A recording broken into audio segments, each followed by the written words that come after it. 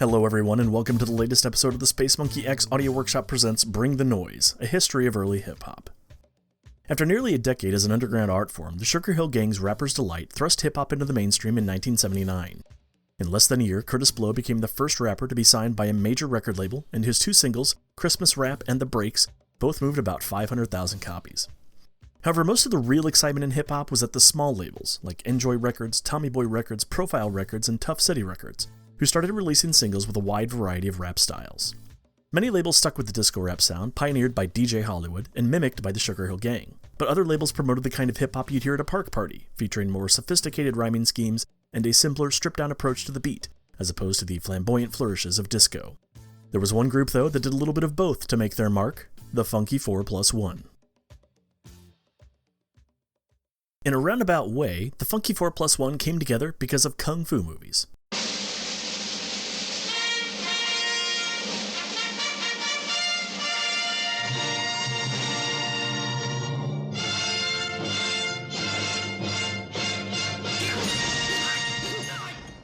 Many Americans were introduced to Eastern martial arts while they were soldiers serving in Japan following World War II.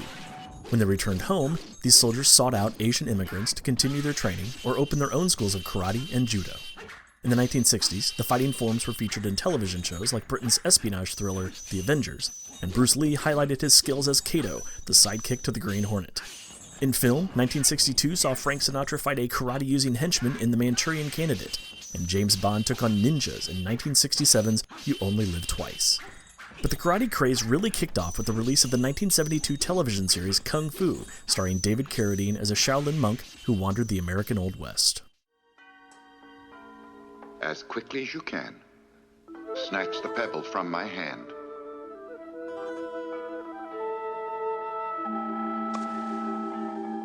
When you can take the pebble from my hand, it will be time for you to leave.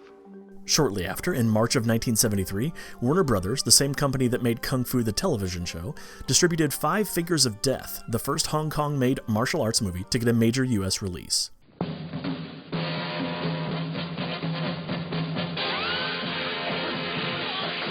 new movie sensation that's stunning the world. The martial arts masterpiece. Sights and sounds like never before. Cheer the young warrior who alone takes on the evil warlords of martial arts. See one incredible onslaught after the other. Come prepared for the thrill of a lifetime. Although it started as little more than clever cross-marketing, Five Fingers of Death opened the floodgates for so-called chopsaki flicks. Just a few months later, in May, three Hong Kong films, Fists of Fury, starring Bruce Lee, The Hand of Death, and the still popular Five Fingers of Death, were the number 1, 2, and 3 movies at the box office. This type of success led to the release of 30 Kung Fu movies at U.S. theaters in 1973 alone.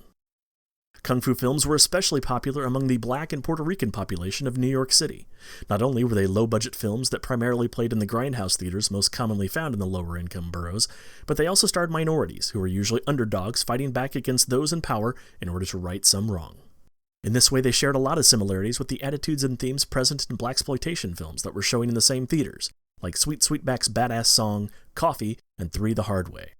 In fact, once the martial arts film started to take off, many blaxploitation films began integrating kung fu into action scenes. One in particular, Black Belt Jones, starring Jim Kelly, who fought alongside Bruce Lee in Enter the Dragon, was about a black martial artist who takes on the mafia after they kill his sensei. Enter Jim Dragon Kelly. He clubbers them up as Black Belt Jones. Soon, karate and other Eastern martial arts were everywhere. From TV to movies to magazines to comic books and even music, with Carl Douglas's now famous gold-selling single, Everybody Was Kung Fu Fighting. Everybody was kung fu fighting. Those kids were fast as lightning. Thanks to the martial arts fad, more young people began showing an interest in learning karate and judo.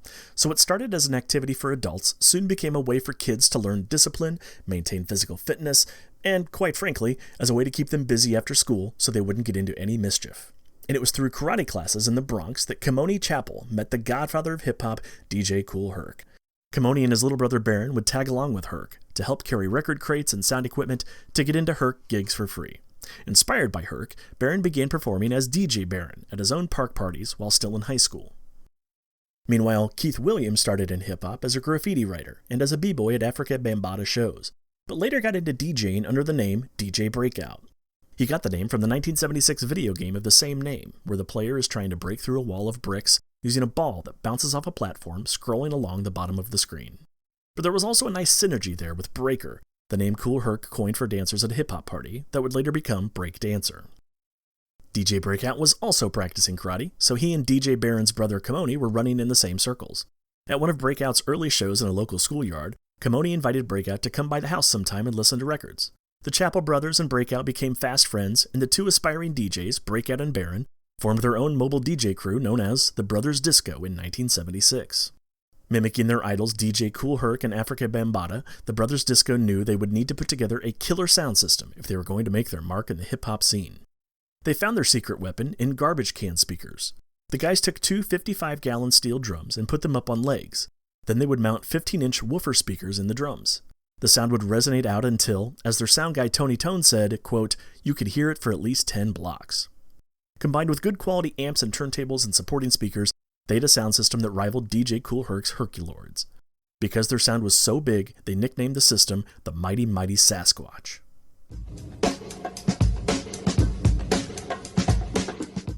Over the coming months, the duo found success among the Bronx Park Party crowd, but to really elevate their game, they decided to add a rapper to their crew. At his own karate class, DJ Barron met a boy a couple of years younger than him named Keith Smith. Smith started coming around Barron's house when he was spinning records and would spit the occasional rhyme over Barron's beats. Soon the two were working together to mutually develop their hip-hop skills. During some of Barron's first DJ gigs in early high school, the 13-year-old Smith would tag along and get on the mic, but he was so small he had to stand on a stool in order to be seen by the crowd. Since they came up together, it seemed natural that Smith would be the Brothers Disco's first MC. Smith adopted multiple stage names, but usually went by KK Rockwell or the voice of KK. Another rapper soon joined the Brothers Disco stable, David Parker, aka Busy B. Busy B was considered one of the premier rappers in early hip-hop, and would go on to become one of the most famous battle rappers of the early 1980s. The interesting thing about Busy, though, is that he was a bit of a nomad when it came to performing. He never really aligned himself with any one DJ or group, but was loosely affiliated with just about every DJ performing at the time. In true Busy fashion, he performed with the Brothers Disco sporadically, but never settled into what would become the Funky Four. By 1978, the Brothers Disco and KK Rockwell were starting to build a name for themselves, but rap crews were starting to become more popular. In the early days of hip-hop, MCs and DJs were typically a pair. The MC was really only there to make announcements and to occasionally pump up the DJ, so he wasn't really the focal point of the show. In fact, it wasn't unusual for the mic to be available to anyone in the crowd who wanted to come up and say a few funky rhymes or shout out their friends. But as the art form of rapping became more fully developed, MCs actually had songs that they performed to certain beats played by the DJ, so it became important for the DJ and the MC to be in sync. But things really blew up when Nathaniel Glover, known as Kid Creole, and his younger brother Melvin, known as Melly Mel, both of Grandmaster Flash's crew, began performing routines together. For example, Creole might say one line of a rhyme, but Mel would say the second line, and their complexity only grew from there. This absolutely blew the minds of the audience, and this brought a whole new level of entertainment to a Grandmaster Flash show. So obviously, other DJs wanted to copy it. Here's a sample of Grandmaster Flash and the Furious Five from 1979 to give you an idea of how they'd pass the mic back and forth to really wow the crowd. If you like the way that we get down, check out how we pass it around. You just in time, so socialize. Clean out your ears, open your eyes, and then you pay at the door as a donation to hear the best sound in creation. It's a disco trick of the mean machine, and when it gets to start, you'll see what we mean. Say his name is not found in the Hall of Fame, but he'll shock and amaze and make you feel shame. It's a line from a limit to a line. You got to be in half the time, and this show is 3 times 2 is 6. You say Flash is the king of the quick thing.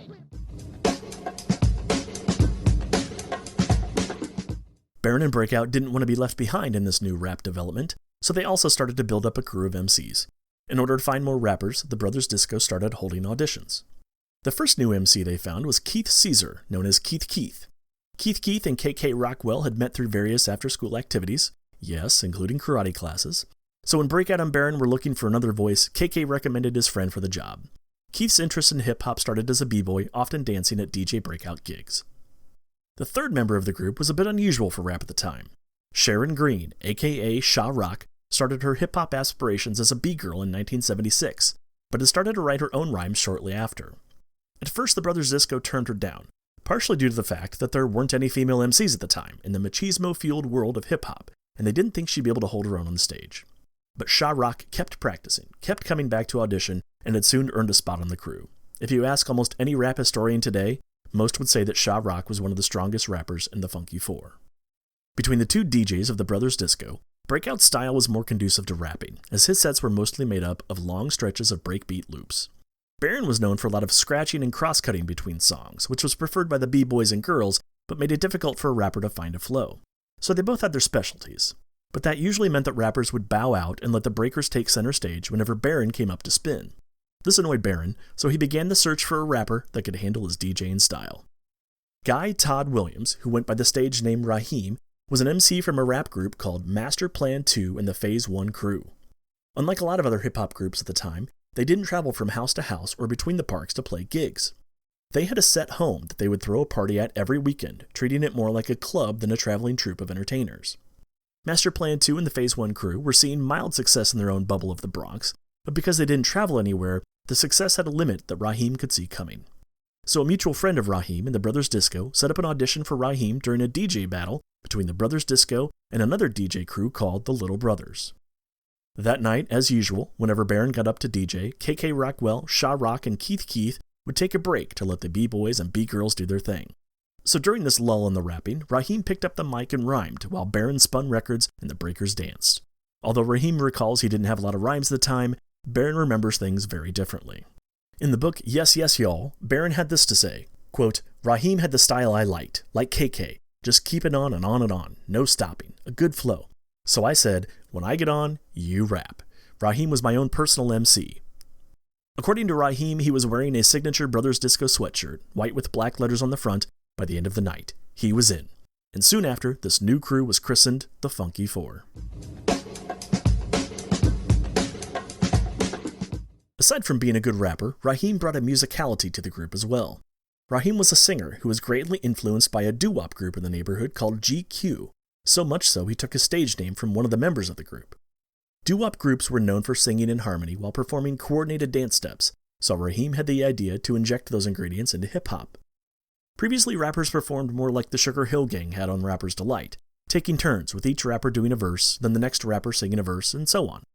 Kid Creole and Melly Mel, along with fellow Flash crew member Keith Cowboy Wiggins, had brought a new dynamic with their back-and-forth rhyme routines, but the Funky Four took that another step further. Raheem's idea was to imitate R&B acts of the day, like the Jackson 5 and the Temptations, by rapping with each other in harmony. Sometimes they would rap parts of a verse together, or hand verses back and forth to one another in the middle of the song. There were even times entire verses, and especially choruses, would be rapped in unison, and they did all of this while performing choreographed dance moves. As Keith would recall in the book Break Beats in the Bronx, quote, "The crowd was shocked and amazed. We were blazing them with the harmonizing and slamming them with the dance steps."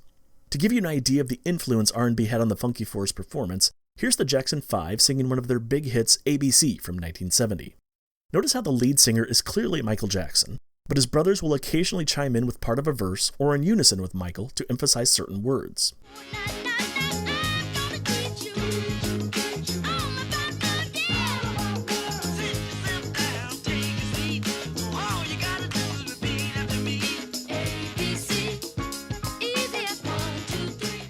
Now here's a little bit of the Funky Four's biggest hit, That's the Joint, from 1980. These words we said we want y'all to hear. We're gonna make a lot of sense. We're gonna make it clear. We're gonna rock this place. We're gonna use some class. We're gonna do our best. We're gonna make it last. We got rhymes on our minds. We got rockin' in the heart. And now the things we do, you can call it art. We're bad. We're slick. We're doing it hip. We're gonna rock this record. And don't you forget. That's the joint. This musicality in the Funky Four routine was a very important and underappreciated step in the evolution of hip-hop. Before the Funky Four, DJs in the sound system were the stars of the show. Whenever a rapper came on stage, they performed behind the turntables, so the DJ was always the focus for the audience. But it was Jazzy D, DJ Breakout's brother and the group's manager, who takes credit for a major shift in the history of rap music. In Yes Yes Y'all, D says, quote, "The Funky Four was the first ones that used mic stands in front of the DJs. All the MCs used to stand back behind the DJs. I brung out 4 mic stands and I put them out in front of the DJs." By shifting the focus away from DJs Baron and Breakout, the MCs, the Funky Four, became the primary draw at shows. And by making the routines more complex and musical, the Funky Four MCs justified that shift. Jazzy D also stakes claim to one of the defining sounds of the Funky Four, the echo chamber. The echo chamber was a piece of DJ equipment that could be quickly turned on and off to add reverb to the sound coming out of the sound system. It's designed to mimic the physical echo chamber that you might find in a high-end recording studio, where speakers are set up on one end of an empty hallway, and when the music is played, it echoes, which is then picked up by mics at the other end of the hallway. In Yes Yes Y'all, Jazzy D says, quote, "As things went on, I started feeling the rhymes more, understanding them, and that's how I started using the echo chamber. I just started messing with it, and it came to me how to make it echo when they get to a certain part." Sha Rock elaborates by saying, quote, "Jazzy D knew everybody's rhymes, but because I was the female, he mostly put the echo on my voice. My thing was like, okay, when I go on, what you do is you echo this part. He knew when to turn the echo chamber on to make what I'm saying double up, to mesmerize the crowd while they're listening to me." The echo chamber effect became the signature sound of Sha Rock. DJ Barron explained it like this, quote, "Sha Rock always had an echo. That brought out Sha Rock. When she came on, everybody came to the front. Sha Rock, ock, ock. People went wild." Here's a sample of Sha Rock performing with the echo chamber at an Africa Bambaataa Zulu Nation show in 1983, rapping over the classic hip-hop beat 7 Minutes of Funk by the band The Whole Darn Family. The ones go weak or strong, and I can do it for the ones go right or wrong. Well, I'm listed on the count that's classified. I'll be a nurse, and I'm qualified to fight side by side to bump the bag. We can find MCs to not the wax. We got time to know, and you know the rest. So we're stuck in the house. We stock the best. Sha Rock's signature echo chamber sound was very popular with the crowd and had quite an impact on a young MC in the early 80s known as Daryl DMC McDaniels of Run DMC. Here he is talking about how Sha Rock influenced him in a clip from Sha Rock's YouTube channel. Well, one day I heard something that wasn't Sha Rock's record, and it was a tape of her rhyming over 7 Minutes of Funk. And she said some crazy dope rhymes that is better than 85% of MCs out today, but this is what was life-changing in me. She was rhyming over don, don, don, don, don, don, don, don, don, and she was rhyming with the echo chamber. And she said, "To all of you, my name is Sha Sha." And it said, I was like, what the hell? What is this echo chamber thing? She said, "To all of you, my name is Sha Sha. I'm not a millionaire. I don't have a car. But here's one thing I want y'all to know. I'm a good loving person from a long time ago. Go, one of a kind, rock your mind." I was like, I stood there in my house and rewinded that tape over for 3 days straight. I couldn't believe how incredible this girl was with the echo chamber. Then comes along that I get a chance to go make records. And I was like, yo, Jay, I gotta be like Sha Rock. I gotta have that echo chamber. You can listen to almost any early Run DMC song, and you'll hear the echo chamber in full effect. Here's a clip from Run's House, a song that DMC specifically mentioned as an homage to Sha Rock. My name is DMC, the all-time great. I bust the most rhymes in New York State. Reporters cry, producers jive. They wanna be down with the king, the wanted man from the wanted clan. Wanted by every fan across the land. Now G-A-N-G off the street. R-U-N-D-M-C complete. Who's Speaking of Sha Rock, it's important to point out her role in the Funky Four. She wasn't a novelty or used as a prop. She was integral to the group's success on stage. While they would occasionally call out the fact that she was a woman, her femininity was never played for laughs, and she was never seen as anything other than an equal with the rest of the crew. In the male-dominated hip-hop scene, she was seen as just as good, if not better, than most other rappers. Her rhymes were just as boasting and macho as the boys, plus she had the skills to back it up. While Sha Rock might have been the first lady MC when she started in 1976, she wasn't the only one on the scene in the early days of hip-hop. As I mentioned on the Sugar Hill Gang episode, The Sequence was an R&B-inspired, all-female hip-hop group out of South Carolina. The trio, Cheryl the Pearl, Blondie, and Angie B, were the second hip-hop group signed to Sugar Hill Records in 1979, and their debut single, Funk You Up, became an early staple of the genre.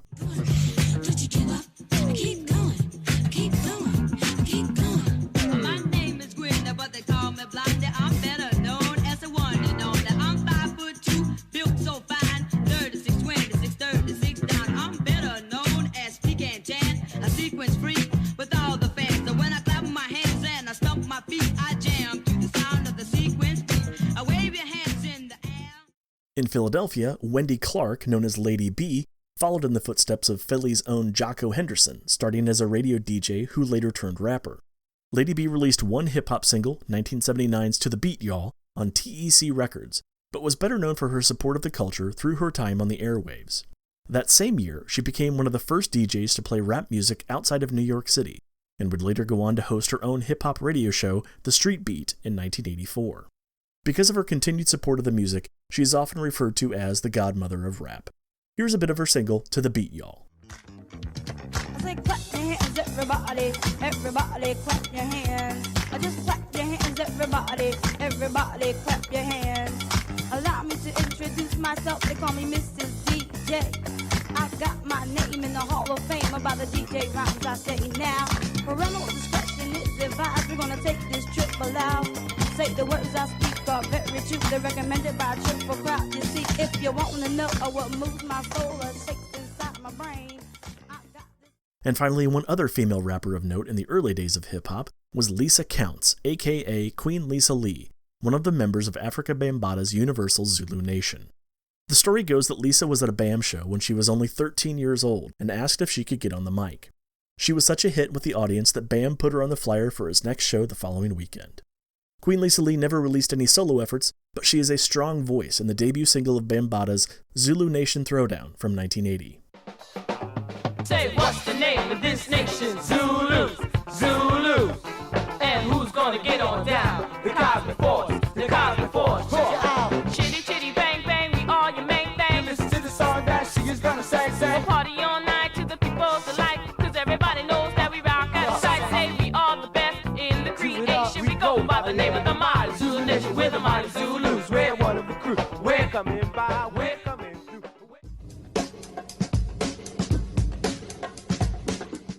In 1979, 3 years after Breakout and Baron started working as the Brothers Disco, the Funky Four had a talented crew of MCs, a booming sound system, the novelty of the first female MC, and doo-wop-inspired rap and dance routines, making them a unique and powerful force in the hip-hop scene. They had regular gigs at clubs like the Ecstasy Garage and the T-Connection, at Bronx roller skating rinks, and at park parties when the weather cooperated. They were virtually undefeated in rap battles, but they had yet to fight the Muhammad Ali of the hip-hop world, Grandmaster Flash and the Furious Four. The Funky Four might have had a name in the Bronx, but Flash and the Furious Four were known in New York, New Jersey, and beyond.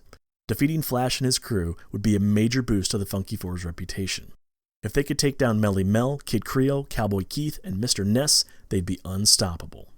Their manager Jazzy D kept calling Ray Chandler, the manager of Flash and the Furious Four, to set something up, but Chandler was hesitant. Chandler was more concerned with money than clout, and he didn't see small-timers like the Funky Four bringing that many paying fans out to the battle that wouldn't already come to a Furious Four show, so it didn't make financial sense to him. But Flash and his crew weren't worried about the money. They saw the Funky Four as challengers to their throne, and they had to prove they were still the kings. So they went behind Chandler's back and set up a battle for May 1st, 1979, at the Police Athletic League, aka the PAL building, at 183rd Street and Webster Avenue in the Bronx. The cover charge was $4 for the guys and $3 for the ladies, and the place was packed to watch these two titans of hip-hop duke it out. Leading up to the battle, the Funky Four were fine-tuning their routines. In the book Yes, Yes, Y'all, Raheem says, quote, "I was feeling myself. I was looking forward to the battle. We had done all of this rehearsing, practicing singing routines while dancing, and doing tricks with the mic stands and all that. I thought we had a legitimate shot to take these guys." They held nothing back because they knew this was going to be the biggest competition they'd had yet. Even though the Funky Four were supposed to kick off the night with their performance, Flash and the Furious Four stepped on stage first and took control. Insulted but incredulous, the Funky Four went out in front of the stage to watch the competition. As Raheem recalls in Yes, Yes, Y'all, quote, "They pulled out all the stops. They sung, they danced, Flash cut and danced, and did some new tricks that we had never seen before. Then he whipped out the beatbox, and they sang more songs." The beatbox was an early electronic drum machine made by Vox that could replace an entire snare drum kit. Instead of just playing records all night, Flash would sometimes break out the beatbox as a secret weapon, creating his own beats on the fly. Doing so at a battle was definitely a show of strength and proof you were bringing something more than the same old records to the party. Here's a bit of a performance from 1981 with the Furious Five rapping and singing while Flash taps out a rhythm on the beatbox to give you an idea of what it might have sounded like when they were battling the Funky Four.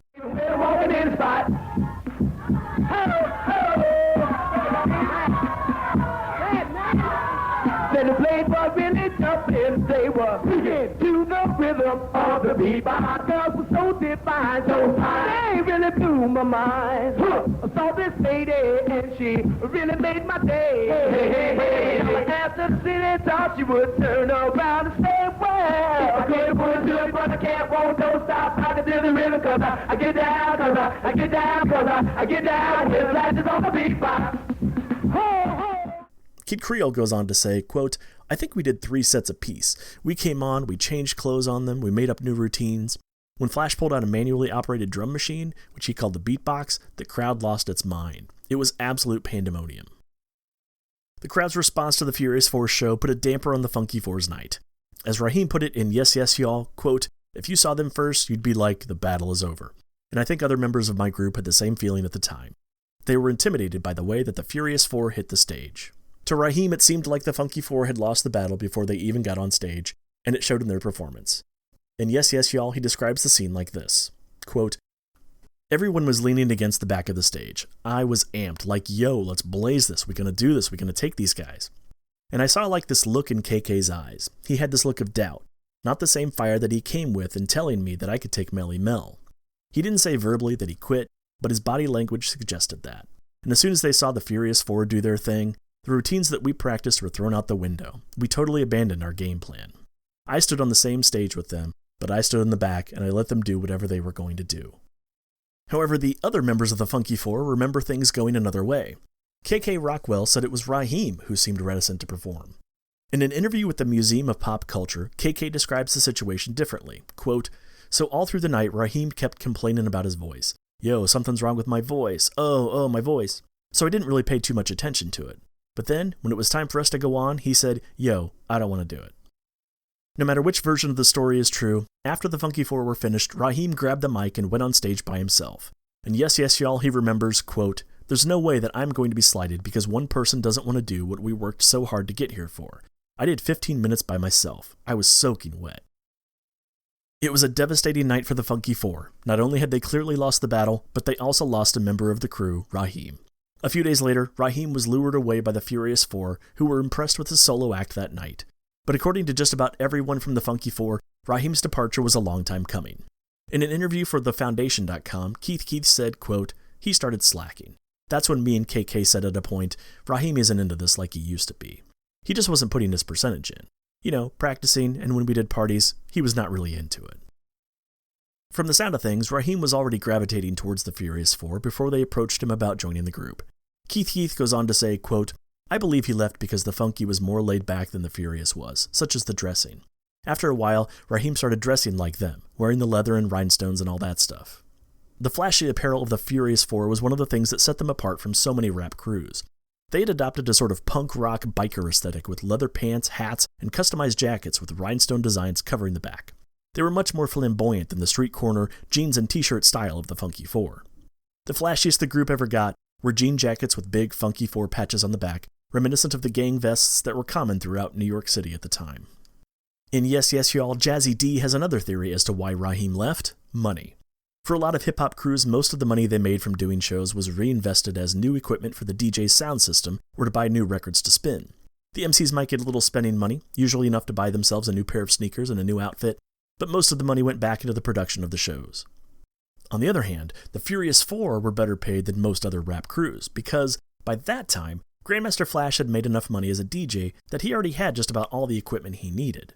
Obviously, Flash still got paid, but that left a lot of money for the MCs to get a decent cut. From a business standpoint, it made sense for Raheem to follow the money. Regardless of why he left, the loss of Raheem hit the group hard. It hit Sha Rock so hard that she wound up leaving the Funky 4. And Yes Yes Y'all, Sha Rock said, quote, Raheem was like my brother. After Raheem left the group, I was like, well, if he's leaving, I'm going to leave too, you know? I didn't leave to go to another group, I just left because he did. I just took a break. Down but not out, the remaining members of the crew, Breakout, Baron, Keith, and KK Rockwell, held auditions once again to find new MCs. Although many tried out, the competition really only came down to 3 names: Rodney Stone, who went by the name Lil Rodney C., Jeff Marie, aka Jazzy Jeff, not to be confused with the DJ for the Fresh Prince, and Kevin Keaton, known as Special K. According to Keith's interview on TheFoundation.com, The auditions took place at Barron's house. Lil Rodney C and Jazzy Jeff had been performing together as part of another crew called the Magnificent Seven, but that group was having its own internal struggles, so they decided it was time to leave. Keith Keith goes on to say, quote, "They came as a team with their own routines. We were trying to build a Funky Four with, say, chemistry. Because they were already in sync with what the Funky Four were about and already had established routines they could perform right out of the gate, it seemed an easy choice to bring them into the group." Special K was a very strong rapper, but he was by himself, so he wasn't really able to show off his abilities as an all-around performer. Keith Keith says, quote, "Now maybe if somebody would have came with K, or just another person trying out, then we probably would have took K." Shortly after his audition, Special K would go on to join another group that had recently lost a founding member, the Treacherous Three, where he found success alongside rappers LA Sunshine and Kool Moe Dee. The first time the newly reformed Funky Four hit the stage was July 11th, 1979, DJ Breakout's birthday bash at a local park. Sha-Rock was in the crowd that day, and her presence on stage was greatly missed. So much so, as she recalls in Yes Yes Y'all, quote, "I think Jazzy D says, 'Sha-Rock, I want you to get on the mic. The crowd wants to see you.' So I got up there and the crowd started just going crazy." Whatever misgivings Sha-Rock had about being in the Funky Four melted away that day, and she soon rejoined the group. She says, quote, "We were all young, going through these phases, whatever. But I went back for the love of hip-hop, for the love of the whole scenario." With Sha-Rock back in the group, the Funky Four were rebranded the Funky Four Plus One. The Funky Four Plus One continued playing parties and battles for the next few months until everything changed on September 16th, 1979, when the Sugar Hill Gang released Rapper's Delight. Like most hip-hop crews at the time, the Funky Four Plus One weren't really interested in recording a rap record because they weren't entirely sure it was an art form that really worked anywhere else but at a party or at a club. As Sha-Rock said in Yes Yes Y'all, quote, "At that time, to think about records wasn't even an issue. We never even really believed that it would go that far." But then Bobby Robinson showed up at a Funky Four Plus One gig. Robinson was a record store owner and sometimes record producer under his label Enjoy Records. While most of his previous records had been R&B, blues, and rock and roll, he could see the potential with hip-hop and wound up producing some of the most influential early groups on the scene. Robinson was impressed and soon invited the group to the studio, making the Funky Four Plus One the first rap group with a record contract. Soon after, they recorded their first single, Rappin' and Rockin' the House. This is the way we rock the house. Sure enough, everybody gonna turn it out. Well, I'm kicking rock well, cause the rock so swell. Every time you hear my name, it rings a bell. Well, I'm Little Rodney C, making history with all the fly girls yelling, "Take me." Well, I'm Sha-Rockin', I can't be stopped, but all the fly guys gonna hit the top. Well, I'm Keith, but you can call me Keith Caesar. The reason why, cause I'm the women pleaser. Well, I'm Jazzy Jeff with the most finesse. Now I do it to the rhythm till I do it the best. And we're the Funky Four, and I'm the plus one more. And this is the way we go back and forth. With the 5 MCs out art too much. We rock the mindset with the magical touch. We're on time, we're masterminds. We hypnotize when we run down the rhyme. There are 4 fly guys on the best female. I'm telling the truth, not a fairy tale. Now just listen to the story that the 5 put down, and it's guaranteed so not to travel around. Now we said it once, and we said it twice, then we'll prove it to you that we're better than nice. However, not everyone in the group was on the record. Only the MCs, KK Rockwell, Keith Keith, Lil Rodney C, Jazzy Jeff, and Sha-Rock signed to Enjoy Records. DJ Breakout and DJ Barron were left out of the deal. Looking to mimic the success of Rapper's Delight, Bobby Robinson brought in musician Errol Eduardo Bedward, better known as Pumpkin, and his band to interpolate music for the Funky Four's first single. The song they interpolated was Got to Be Real, released by Cheryl Lynn in 1978. Unlike Sugar Hill's interpolation of Good Times by Chic, Pumpkin did a much better job of disguising the similarities to Got to Be Real. In fact, unless they're played side by side, you probably wouldn't think they were the same melody at all. Here's a sample of both so you can check it out yourself.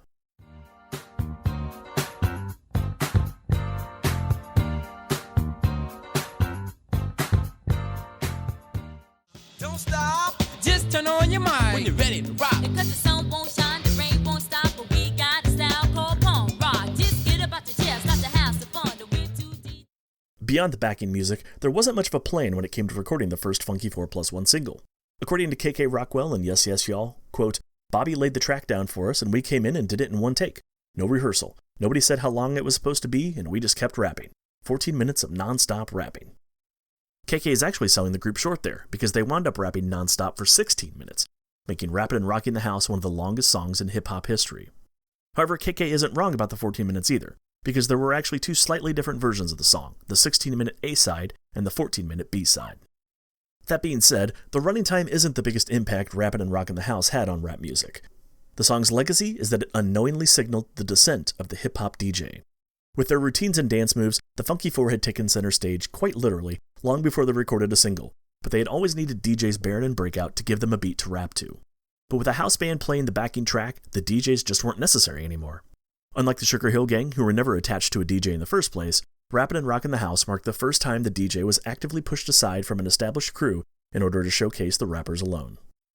From the record company's standpoint, using a band for the backing track makes sense. You can interpolate a popular song and potentially skirt any licensing issues, which isn't possible when a DJ is just spinning a record of the song you want to use. In addition, a group of musicians can play the same beat for quite a long time without any noticeable mistakes. Whereas if a DJ misses a needle drop for a loop just one time, it could throw off the whole recording. And the more takes you need to record in a studio, the more it costs to produce your song. But there were other considerations for dropping the DJs too. As I mentioned earlier, sharing the money from a live hip-hop performance was a lopsided affair. The manager took his cut, then the DJ took most of the money in order to upgrade the sound system and buy more records to spin. The MCs got whatever was left after all other expenses were paid. According to Jazzy Jeff in the book Yes Yes Y'all, quote, "Before records we had a salary of like $75 a party. That was for the MCs. It was about your sound system then. You couldn't do it without a sound system, so Baron and Breakout and Jazzy D made most of the money." But once you take the DJ out of the equation, it leaves more money for the MCs. DJ Baron agrees, saying in Yes Yes Y'all, quote, "That was our downfall, when we met Bobby Robinson and made Rappin' and Rockin' the House. When we went into the studio and they got their first payment of $600, it was, ha, we don't need Breakout and Baron no more. We got our own money. We let our records play for us. That's how that went. That's how we faded away." And fade away they did. In a 2011 interview at oldschoolhiphop.com, Baron says this about the breakup, quote, "It kind of like knocked the wind out of me, man. It'll kind of just recycle itself all over again. Get some more MCs so they can do the same thing? Nah. I was just too through. Ain't nobody wanted to do underground anymore. Everybody wanted to make a record." After the breakup, the Brothers Disco'd still played the occasional party, but mostly got out of hip-hop. Later, the two formed a construction company and worked regular 9-to-5 jobs. They've kept in touch over the years and have even performed together, but they weren't very active in hip-hop after the group broke up. Rappin' and Rockin' the House didn't reach the charts, which isn't a big surprise considering a small label like Enjoy Records couldn't afford to promote it much. They also didn't release a shorter radio-friendly cut, which meant it didn't have the reach that a song like Rapper's Delight's 7-minute version could. However, the record was a hit with people in the Bronx hip-hop scene, who held it up as a reflection of real hip-hop, like the kind you'd see at an actual jam. This was in contrast to the more manufactured and simplistic sound of Rapper's Delight. And the two songs really couldn't be any different. Rapper's Delight was a laid-back, basic series of verses from one rapper, then another, then back to the first rapper, without any real coordination other than passing the mic with lines like, "And next on the mic is my man Hank, come on Hank, sing that song." But Rappin' and Rockin' the House is dynamic and fast-paced, with the MCs rapping in unison, trading lines within the same verse, rapping as a duet and as a chorus, and showing how nimble and lively a rap performance from a well-rehearsed group could be. It really helps convey the feeling and excitement of those early hip-hop parties. And with that in mind, the Funky 4+1 wanted to expand their audience by taking their sound to some unusual places.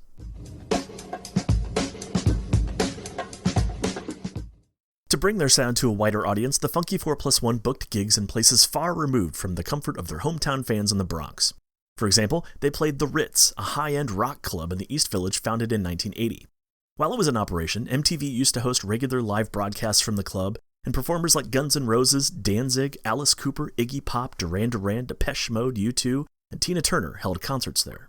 And yet the Ritz was one of the first places that the Funky 4+1 really broke out.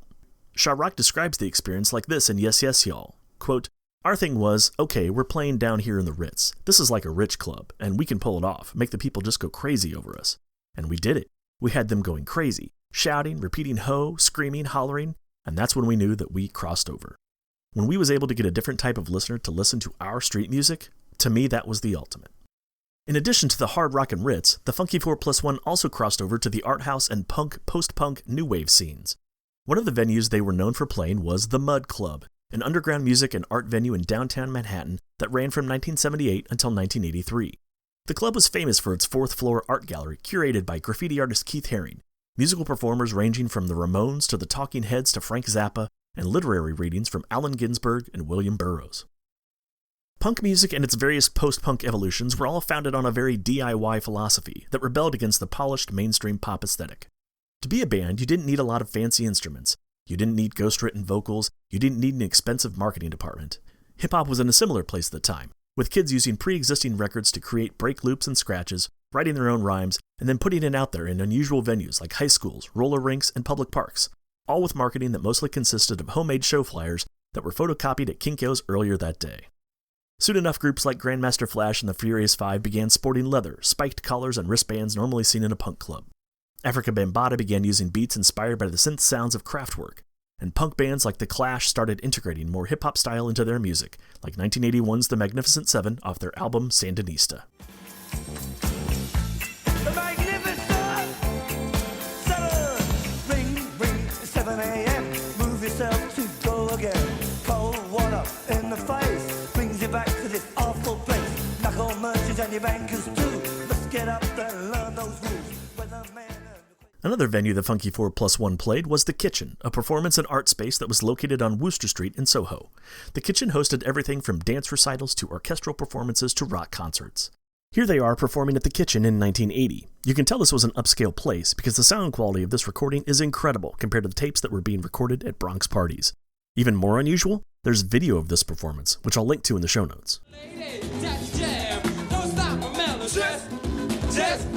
Just, you know, you might get off the house right. Check it out, y'all. You don't stop. Sam Jazz and Jeff, I am the best. I can make your body move from right to left. I can make your body move from left to right. I can make your body move on me. All right, I'm the one MC that's proven to be the ladies' #1 nominee. Cause I got a little rap in the fancy style. I'm above MCs, on top of the pile. I rhyme all the time, I mess with mine. Make MCs want to bite my rhymes. I consider myself as one of the best. Cause I have been stalked to keep to finesse. My rhymes are slick, my rhymes are bad. Something other MCs never had. Cause when I start to rock, I just don't stop. Say that rhyme, no MC can talk. Just give me your mean and you'll never forget it. Just give me the hour, I'll give you the power. Just give me the task, I'll do it the best. Just give me the time, I'll give you a rhyme. Just give me a while, you'll like my style.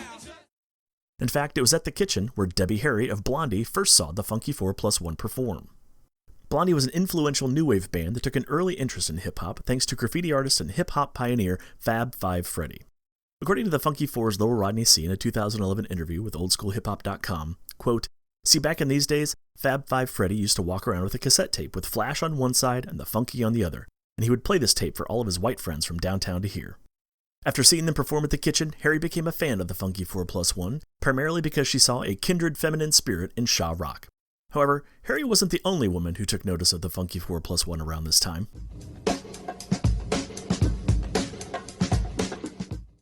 According to Sha Rock and Yes Yes Y'all, it was a business decision, plain and simple, when Sylvia Robinson of Sugar Hill Records offered $50,000 to buy out the Funky 4+1 from Enjoy Records. Enjoy label owner and producer Bobby Robinson, no relation, was paid $10,000, and the other $40,000 was split between the MCs and their manager. And Yes Yes Y'all, Jazzy Jeff says, quote, "For doing what we was doing at that time, it was good money. I mean, I was in the 10th grade and I had $5,000. Yeah, for all of us, that was money. We were satisfied, because first of all, it was a hobby. Now the hobby was turning into a good job. We took the money and went." However, not everyone involved with the crew was so keen on the move to Sugar Hill Records. According to KK Rockwell in a 2011 interview with oldschoolhiphop.com, quote, "Jazzy D told us not to go to Sugar Hill. He was saying, yo, that company's not right, we can look for something better. The majority of the group felt that, Sugar Hill was the one." And Yes Yes Y'all, Sha Rock goes on to say about the Sugar Hill switch, quote, "We didn't know anything about the money or the music business. We were thinking about the fame, just being able to get people to know how great we were. That's what it was all about. So we said, if the Sugar Hill Gang is being recognized worldwide, maybe they can do the same thing for us, because we know we're as good as the Sugar Hill Gang. We started this, so we need to get out there and let people know that we started it." The group signed a 3-year contract with options to extend that contract on June 30th, 1980. Soon after, the Funky 4+1 recorded their biggest hit and arguably their defining song, That's the Joint. If you're ready for this, Say you're ready for this. if you're ready for this, Say you're ready for this. are you ready for this? We're ready for this. Are you ready for this? We're ready for this. Where we just can't miss. We just can't miss. Where we just can't miss. With a beat like this. It's the joint.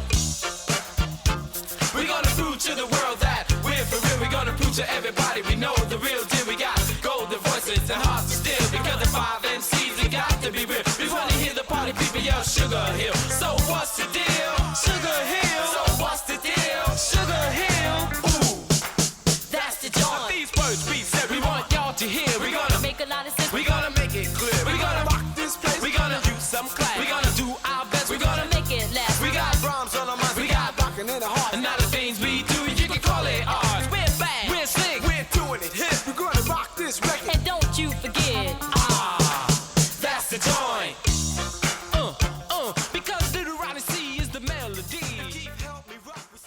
song is a 9-minute showcase that is a perfect distillation of what the Funky Four was all about.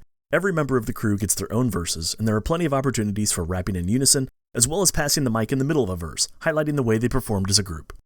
Like all Sugar Hill songs at the time, That's the Joint would interpolate another song as its backing track, in this case Rescue Me, a 1980 disco tune from the group A Taste of Honey.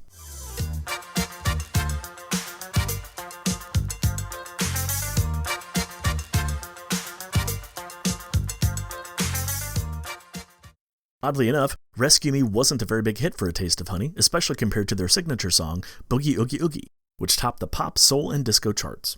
Rescue Me hit number 16 on the US R&B charts, but failed to make it on the pop charts, and would probably be forgotten today were it not for That's the Joint.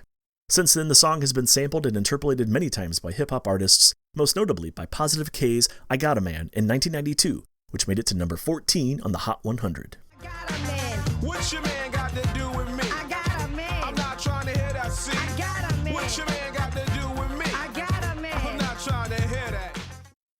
In 1980, Sugar Hill kicked off the Sugar Hill Convention Tour, a string of concerts headlined by the Sugar Hill Gang, but supported by many of the label's hottest acts. Shaw Rock talks about the tour in Yes Yes Y'all. Quote, "We toured like 52 cities. The promoters promoted it very well. We never went into a place where they didn't know we were coming, where they said, 'No, we're not liking this type of music,' or whatever. Because they knew Rapper's Delight, that opened up the doors for everybody else. Even if they hadn't heard our song, they gave you the opportunity to just go off, to show them what you were about." Despite concerts and the promotional backing of Sugar Hill Records, That's the Joint failed to make the charts. Mainstream audiences just weren't really ready for hip-hop yet. But that would start to change in part thanks to the Funky 4+1. During the Sugar Hill Records tour, the Funky 4+1 were approached by Debbie Harry and her band Blondie with a very special opportunity to perform on Saturday Night Live. Harry had been tapped to host, Blondie would perform a couple of songs, and in an unusual move, Blondie was given the option of bringing on another musical act to fill a few minutes at the end of the show. But when the opportunity came up, Harry jumped at the chance to introduce rap music to a national audience. Reportedly, she asked the Funky Four to perform because of Shaw Rock. Harry liked the idea of showing a woman on stage to illustrate that this was an inclusive art form. The episode hit the airwaves on Valentine's Day 1981, and the Funky Four were the last performers of the night, just before the credits rolled.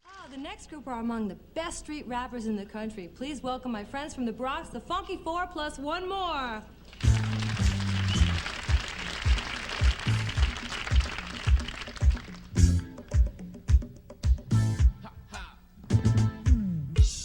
Yeah. If you're ready for this, Say you're ready for this. if you're ready for this, Say you're ready for this. are you ready for this? We're ready for this. Are you ready for this? We're ready for this. What we just can't miss. We just can't miss. What we just can't miss. With a beat like this. Come on, come on, come on. It's the joy. Yeah, yeah. We gonna prove to the world that we're for real. We're gonna prove to everybody we know the real deal. We got golden voices, our hearts are still because of 5 MCs. The Funky 4+1 only performed for about 2 minutes, but it was a groundbreaking moment for hip-hop. As Lil Rodney C. said in an oldschoolhiphop.com interview, quote, "It was a hell of an experience. We were the first hip-hop group to do national television. We didn't even know what national television meant at that time, but we knew it was important. After that night, SNL put us on the map wherever we went. Wherever we played, people seemed to know us overnight. Florida, Texas, Kentucky, wherever we went, they couldn't wait to see us, and they would tell us, 'Yo, I seen you on Saturday Night Live, and you guys were good.'" While the SNL performance was important, it wasn't necessarily the best introduction to everything hip-hop had to offer. For one, it was a very short routine. 2 minutes barely scratched the surface of That's the Joint's 9-minute runtime. In addition, DJ Breakout, who had rejoined the group for live performances during the Sugar Hill tour, did appear on stage with the Funky Four, but he was basically just mimicking spinning the record. There was no scratching or looping the beat. In fact, his equipment wasn't even plugged into the sound system. Chris Stein of Blondie explained the situation in a 2014 interview for waxpoetics.com. Quote, "The people on the show were so nervous about them doing it. I remember trying to explain to them how scratching worked, trying to verbalize what that is for someone who has no idea. It's really difficult. So while it might not have been the best introduction to hip-hop, it at least gave everyone in America a taste of what was to come." As I mentioned in the Sugar Hill Gang episode, and you'll see it will become a common theme throughout this podcast series, Sugar Hill Records was notorious for their shady business practices, most notably not paying artists what they were owed. Unfortunately, the Funky 4+1 were not immune to this routine. According to KK Rockwell in his interview with oldschoolhiphop.com, quote, "Before we started with them, we worked out a deal with them. We set a price. We did a couple of shows, and when we came back, we was expecting a certain amount of money. And when we got back, she only gave us a third of what we agreed upon. She told us we had to pay for buses, we had to pay for the hotels. Aside from not getting the money they deserved, Sugar Hill Records held back the Funky 4+1 in other ways too. During rehearsals for the SNL gig, things took an interesting turn. Lil Rodney C. tells the story in his interview with oldschoolhiphop.com. Quote, "So Blondie says, 'How is Sugar Hill treating y'all?' And we all froze, and we all look at each other, but no one answers her. So she basically said, 'I understand,' and walked away. About an hour later, she came back and said, 'I got some good news and some bad news.' She said the good news is, we are about to go on tour, and it is actually a 2-year tour, and we want to take you guys with us as our opening act. Blondie says, plus we want y'all to record on the title song of our next album. So we were like, great, what's the bad news? Blondie said, we can't do any of that as long as you guys are still with Sugar Hill Records. As you might recall from the Sugar Hill Gang episode, the Robinsons of Sugar Hill Records had a very controlling management style. The label was known for holding out royalty payments, as well as using gifts like cars that the company had purchased for their artists as leverage to keep their musicians in line. It's hard to say what Sugar Hill Records didn't like about the offer from Blondie, but as we'll learn later in this episode, Sugar Hill was a very demanding label, so it's likely they tried to shove their weight around a bit too much, and Blondie's record label, Chrysalis, balked. For some in the group, the opportunity they were being offered with Blondie was worth leaving Sugar Hill over. In his oldschoolhiphop.com interview, Lil Rodney C. goes on to say about leaving Sugar Hill, quote, "Yo, we out." But it just wasn't that easy. Sylvia did her divide and conquer shit and destroyed a good group. Harry offered to help them get out of their contract by putting them in touch with a lawyer, but only 2 members of the group, Lil Rodney C. and KK Rockwell, broke from Sugar Hill. Sha Rock, Keith, and Jazzy Jeff wound up staying on. In that same oldschoolhiphop.com interview, Keith goes on to say, quote, "She wasn't going to let all of us go. She said she would rather break us up than let us all go together. So it was either some of us go and some of us stay, or everybody just stay. I don't know what would have happened if we all would have said we are leaving. Who knows, we might have gotten sued. I don't know what would have happened or whatever, but we were under contract."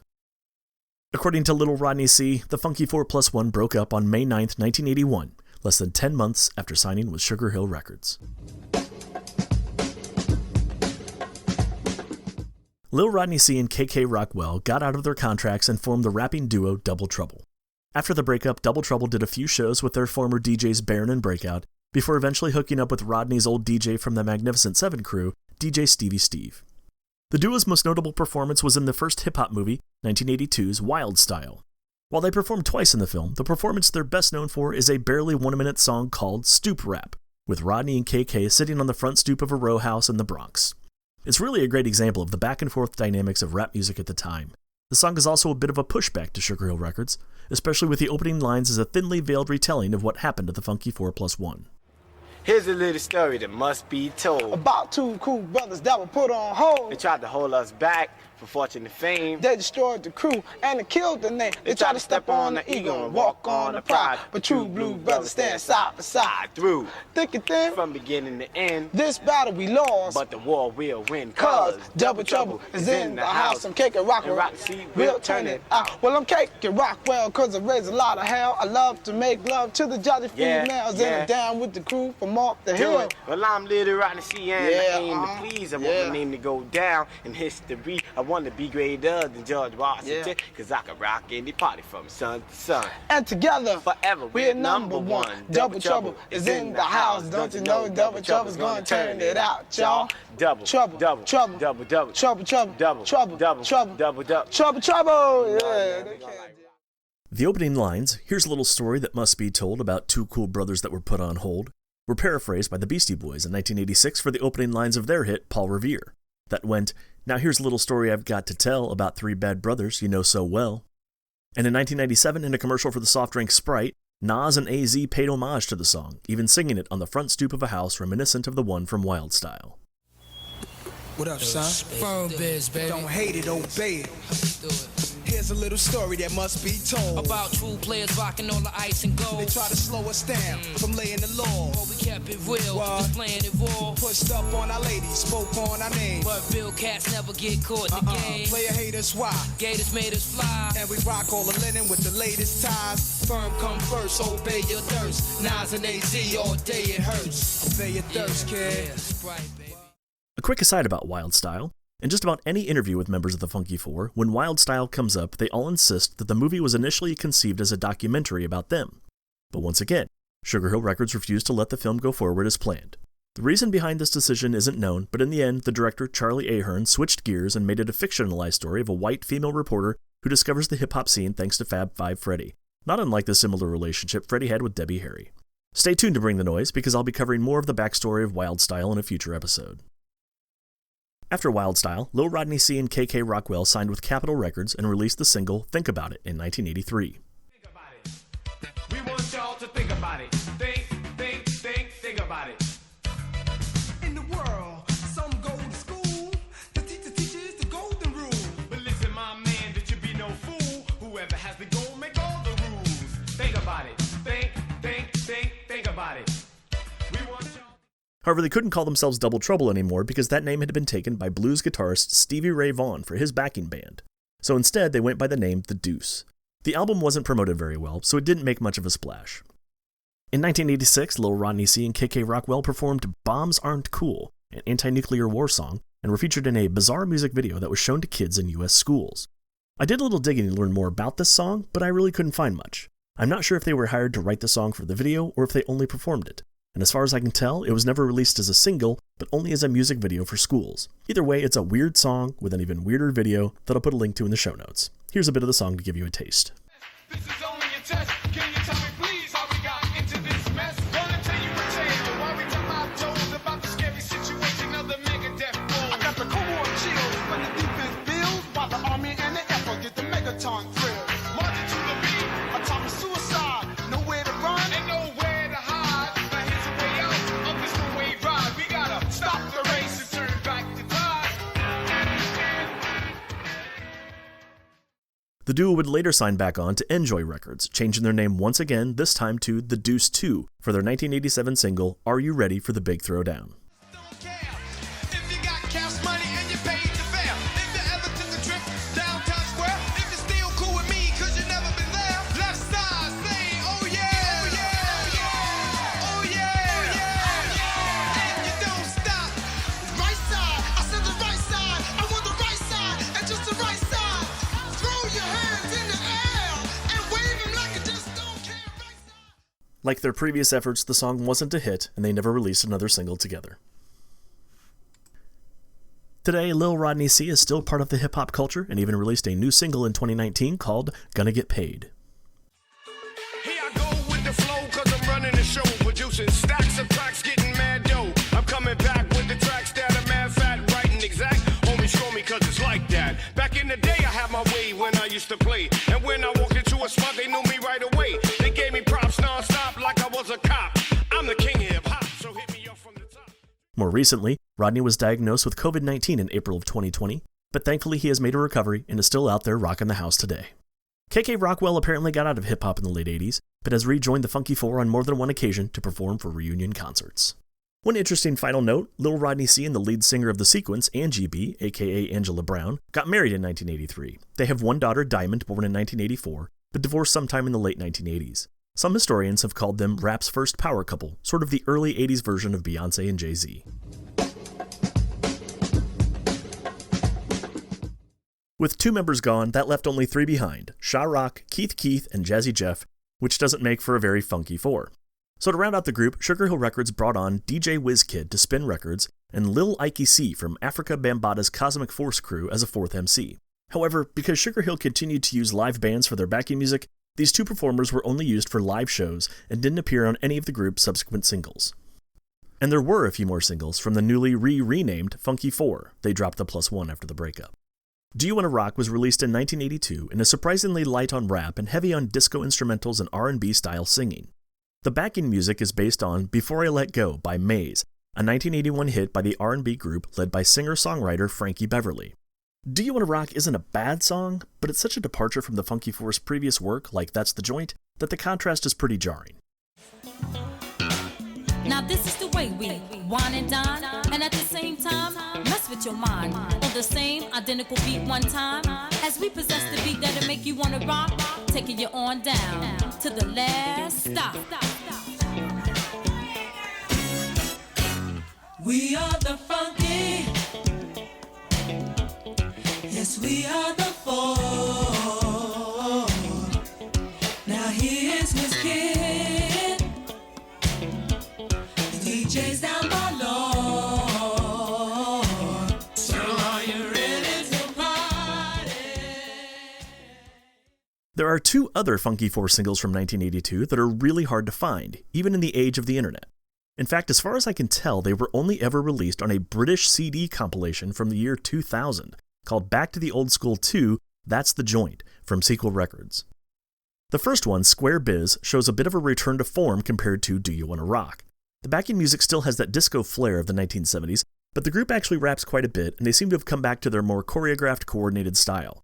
It's not as good as That's the Joint by any means, but it's a much better example of their previous sound than any of their other post-breakup singles.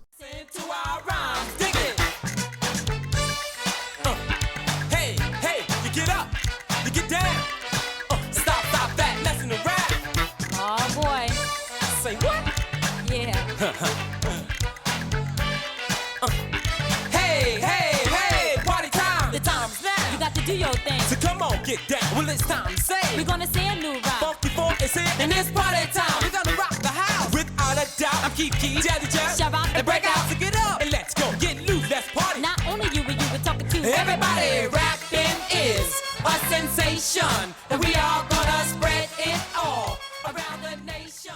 So get up. In typical Sugar Hill Records style, the backing track is based on another song, also called Square Biz, released in 1981 by Tina Marie. Tina's version was a pretty big hit, reaching number 50 on the Billboard Hot 100, number 12 on the dance charts, and number 3 on the R&B charts. Here's Tina Marie's Square Biz so you can hear how obvious the interpolation is. Everybody get up!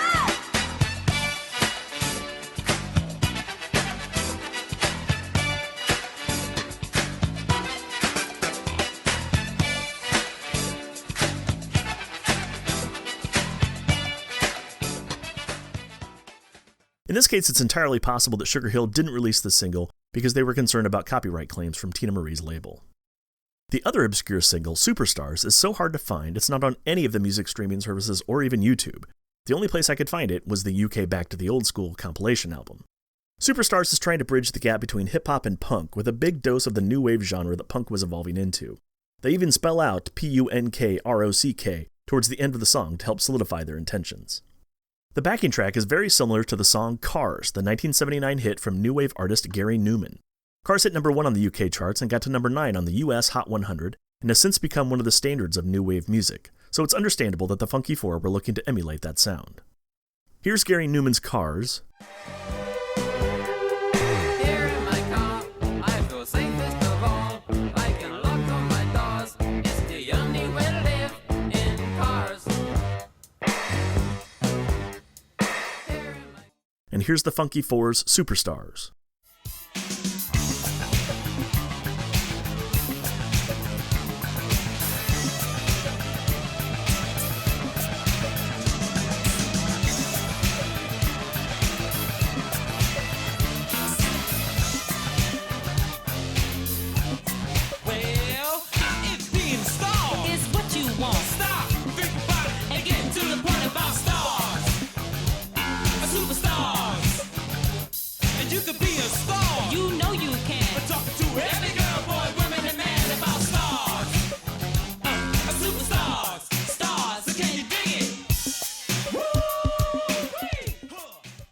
Because Cars was such a big hit, it's possible Sugar Hill couldn't get the rights to use the interpolation for their song, so Superstars was never released here in the States. Or maybe the heads of the label just didn't like the song, so they never bothered. Unfortunately, we may never know the full story behind these mysterious UK-only singles. The following year, 1983, saw the release of 2 more Funky Four tracks here in America, including Feel It, the Mexican. Feel It borrows a riff from the hip-hop jam staple song The Mexican by Babe Ruth, one of the original songs that DJ Kool Herc used in his merry-go-round technique debut. Here's a little taste of the original Mexican, just to refresh your memory.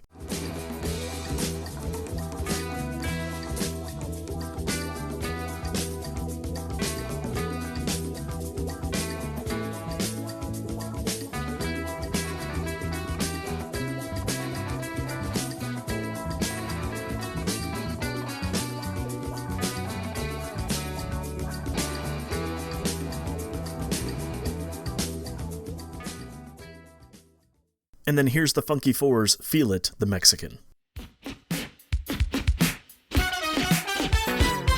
Rock to the beat, 'cause it's so sweet. Get hit to the dick, this is 83. Get about your jet and on the floor. Baby, boogie to the beat, 'cause we got more.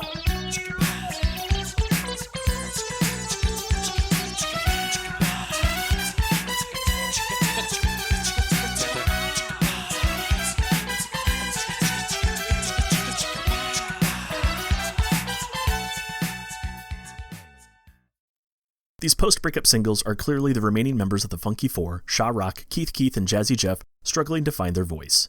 They seem to be trying just about every style of sound from smooth R&B with Do You Wanna Rock to new wave with Superstars, and now trying to return to their hip-hop roots with Feel It, all in an effort to find their footing. Unfortunately, they never quite gelled again. Perhaps the most telling song to show this lack of cohesion is the group's other single from 1983, King Heroin, inspired by the 1972 song of the same name by James Brown. Both feature lyrics that are espousing the dangers of heroin, but the Funky Four's version updates the original for the hip-hop era. This was a pretty obvious attempt to jump on the conscious rap bandwagon started by Grandmaster Flash and the Furious Five's The Message, also from Sugar Hill Records, released the year before in 1982. Oddly enough, only Jazzy Jeff raps on this song, even though the song is credited to the entire Funky Four. The other members of the group appear in part of a mid-song interlude skit, but they don't actually rap or sing. The backing track is a barely disguised interpolation of 1974's For the Love of Money by the OJs. In fact, King Heroin borrows liberally from many aspects of the song, including the OJs' famous hook. Here's the OJs.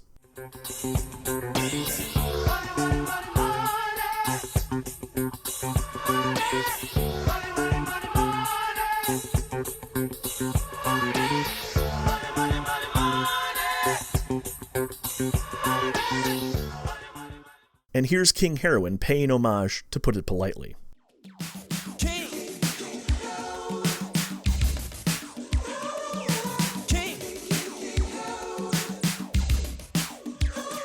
Some call me bad, but treat me good. I get you so much, treated like I'm food. It's a doggone shame how you stick it in your bay. It's a real life thrill when you pop the pill. I make a mother hate a daughter, make a father beat a son, make him treat the child wild, cause I'm number one. Well, I'm the reason, the cause why you do wrong. I can turn you off and turn you on. I'm not a man, not a woman, I'm just a thing, but I rule your world, cause I'm the king. Well, you could call me speed or call me blow. Ask me to get you high, I'll never say no. I love pushers, addicts, all my users, cause one by one. As far as I can tell, the Funky Four's King Heroin was only released on a compilation album with another Sugar Hill Records signee, the Crash Crew. The album, 1983's Crash Crew Meets Funky Four, had 4 singles from each group on either side of the record. Aside from King Heroin, the other Funky Four singles on side A were That's the Joint, Feel It, and Do You Wanna Rock. Even though it wasn't released as a single, King Heroin was clearly a passion project for the star of the song, Jazzy Jeff. In 1985, after leaving Sugar Hill Records, he released a solo album with Jive Records called On Fire, and included King Heroin with slightly tweaked lyrics and updated music that was stripped down to just a drum machine, updating it for the direction hip-hop was going at the time. If you didn't know the title and the artist were the same, you'd never connect the two songs together. They're so wildly different. Listen to this and you'll learn your lesson. King Heroin, you know me. I was raised in the land called Poppy C. Well, I'm known by all throughout the world, by men, boys, women, all ages and girls. I've been used and abused by yes or so. Running with the politics, causing trouble for sports. Cause you use me once, you do it again. And if not by yourself, then with a friend. I have you sniffing, nodding. I mess with your mind, I make you do it. Commit all sorts of crimes. I make a full-grown man sick of his wife. I send a greedy man to prison for the rest of his life. King Heroin, you call me a drug, and yet you joke and smoke until you start to bug.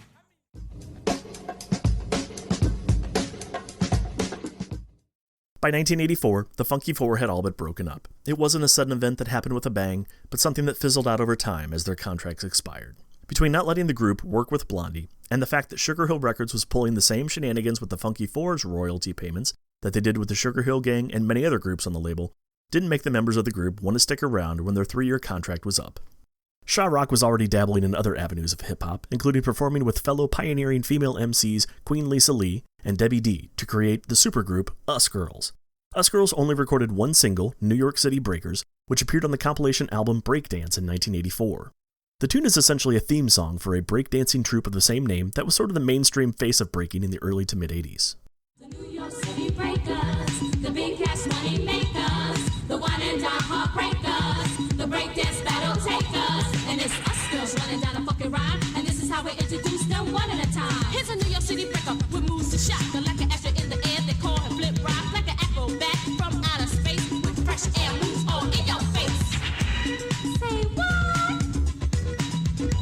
I got a New York City breaker and I call him Paxton, just wait till you see him do his no hand next. He's the king of combinations, he's been so sweet, from his neck to his back, he can't be beat.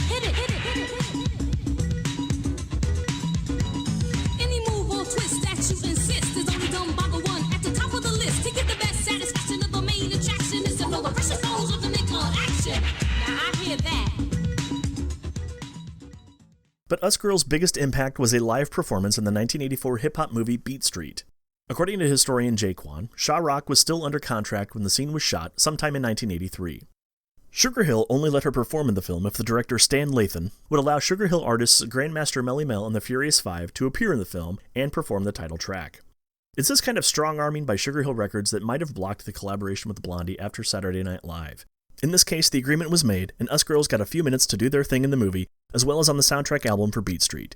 Here's a clip of their song, Us Girls, from the film. Need someone who can hold my policy. So, hey fellas, move on close. Take me on a cruise and watch me flow. Wanna down my mind, show me I'm fresh, and I will always let you know Debbie D is best. Sha Rock is the woman with the magical touch. I'm like burning fire, you know I'm just too much. I wanna treat you like a king in the heat of the night. Romance to the moon if your timing is right. Get your back wet, all soaked this wet. He says I'm the kind of girl that he could never forget. She's sophisticated, is the lady Lisa Lee to be the man in my life. You got to be my only. I'll always hold you secure in my arms real tight. Squeeze you real good till you feel just right. I have a heart of gold I wanna share with you and give you the type of loving that you never been through. And if you dig where we're coming from, say yeah. Yeah. And if you wanna rock this party tonight, say yeah. Yeah.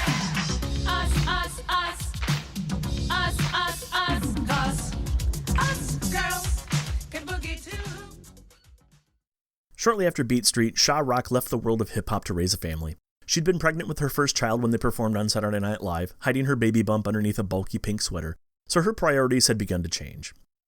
However, since the resurgence of the old school in the late 90s, she has been a staple in the hip-hop community, winning numerous awards and accolades for her role in the birth of the genre. She also wrote her autobiography, Luminary Icon, the story of the beginning and end of hip-hop's first female MC, in 2011. You can find it on Amazon or at her website, mcsharockonline.com.